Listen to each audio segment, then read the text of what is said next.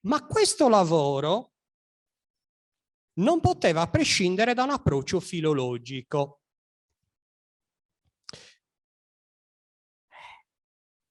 Cosa vuol dire?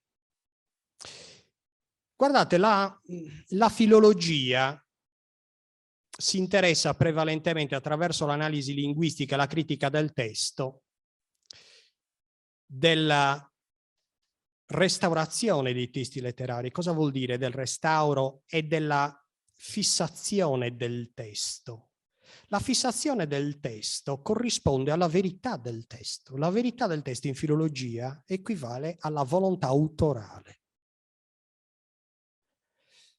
La volontà autorale, la verità del testo non sempre coincide con la verità delle cose, ma ti aiuta a capire le cose. Voi mi direte, dove sta andando a parare?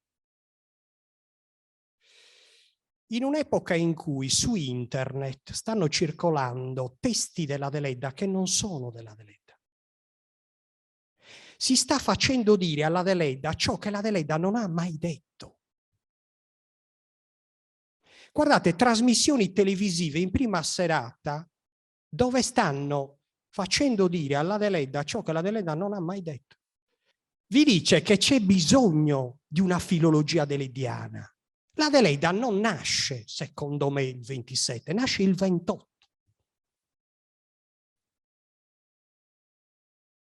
Se voi andate a vedere l'anagrafe, il padre l'ha registrata alle 2 antemeridiane, ex sindaco di Nuoro, che immagino che sapesse, vero sindaco, cosa stesse andando a fare, a registrare davanti a testimoni con una dovizia di particolare, una precisione, mia figlia nasce alle 2 antemeridiane.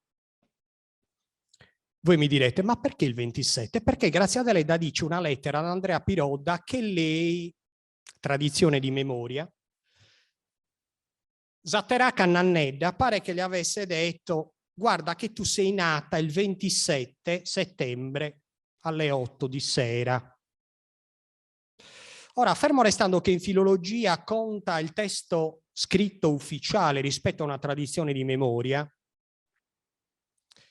voi capite che non ti puoi fidare di una tradizione di memoria in una lettera nella quale lei peraltro dice ma non mi ricordo l'età, mia madre stessa non si ricorda in che anno. È chiaro, sì, la Deledda lo dice, ma lei stessa afferma questo.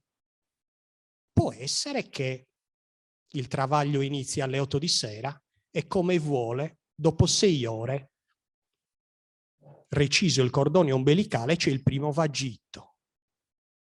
C'è scritto spirante alle 2 antemeridiane. Verosimilmente il primo vagitto è il 28.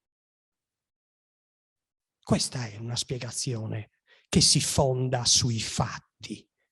Ci sono i fatti e ci sono le interpretazioni.